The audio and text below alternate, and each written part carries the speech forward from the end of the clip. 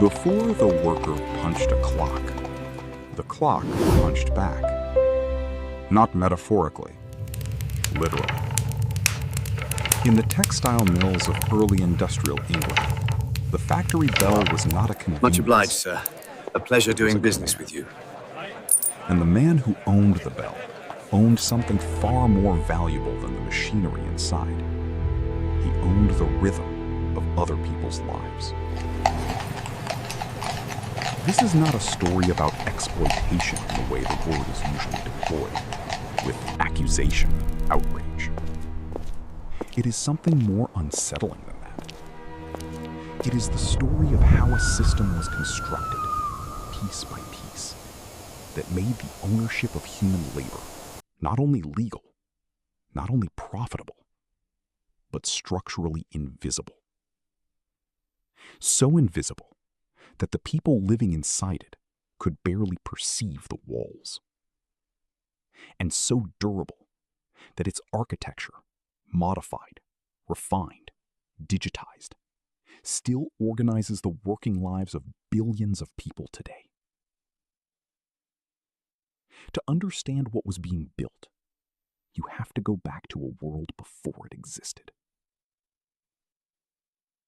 In pre-industrial England, in the early 1700s, in the decades before the great factories rose along the rivers of Lancashire and Yorkshire, most working people operated under what historians call the putting out system.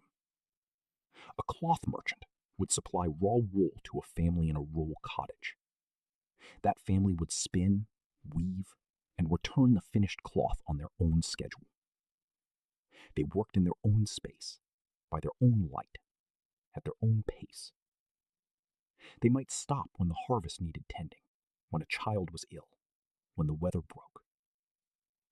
The merchant owned the material, but the worker still owned something essential and unremarkable: the hours. What the Industrial Revolution were entirely reasonable at each individual step. A university education requires a loan. The loan requires a well-paying job. The well-paying job requires long hours and demonstrated commitment. The long hours leave no time to build alternatives. The absence of alternatives makes the job feel irreplaceable. And the loan, still outstanding, ensures that the feeling is correct. Each step in that sequence was a choice. And each choice was made in a context where the other options had already been made more expensive, more difficult, or more socially unacceptable. The same logic governs wages. In a truly free labor market, workers would move freely toward better conditions, and employers would compete to provide them. What actually exists is a labor market shaped by credential requirements that limit entry, non-compete agreements that limit exit, and social norms that treat loyalty to an employer as a virtue and job changing as a character flaw.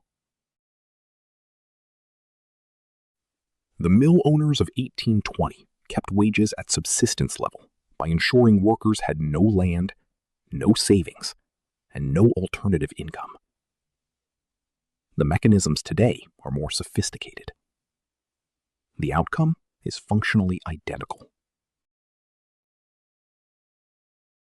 The worker needs the institution. The institution knows it.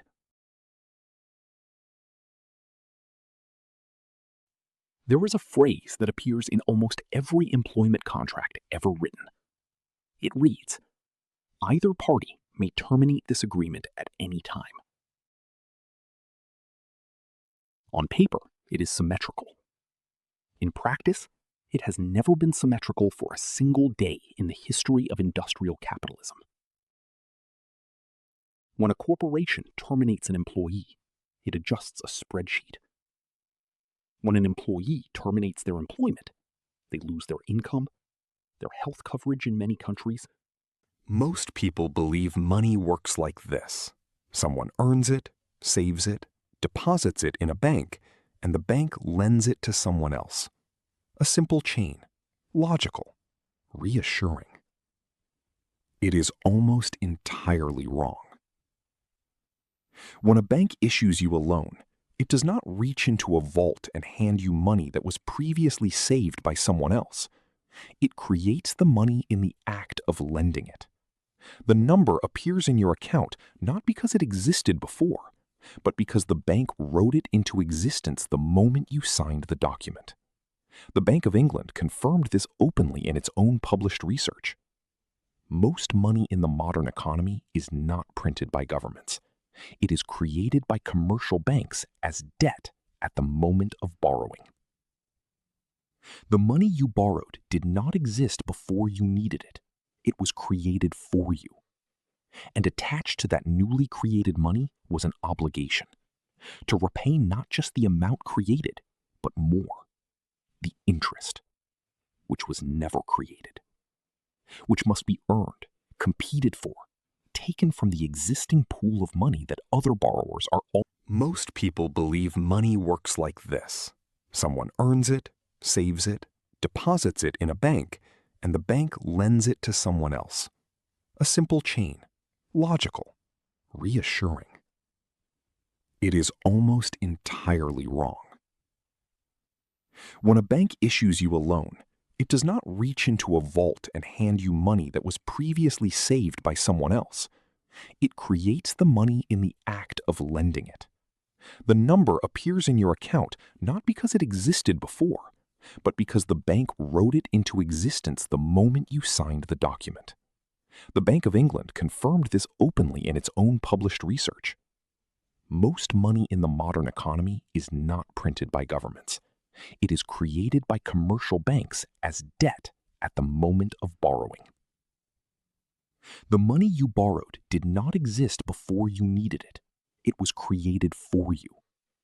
And attached to that newly created money was an obligation to repay not just the amount created, but more, the interest, which was never created, which must be earned, competed for, taken from the existing pool of money that other borrowers are all. History remembers the Industrial Revolution as a story of progress, and in many ways it was. Productivity expanded at a rate the world had never witnessed. Goods that once required weeks of skilled hand labor were produced in hours. Railways connected cities that had existed in near total isolation. Life expectancy eventually rose.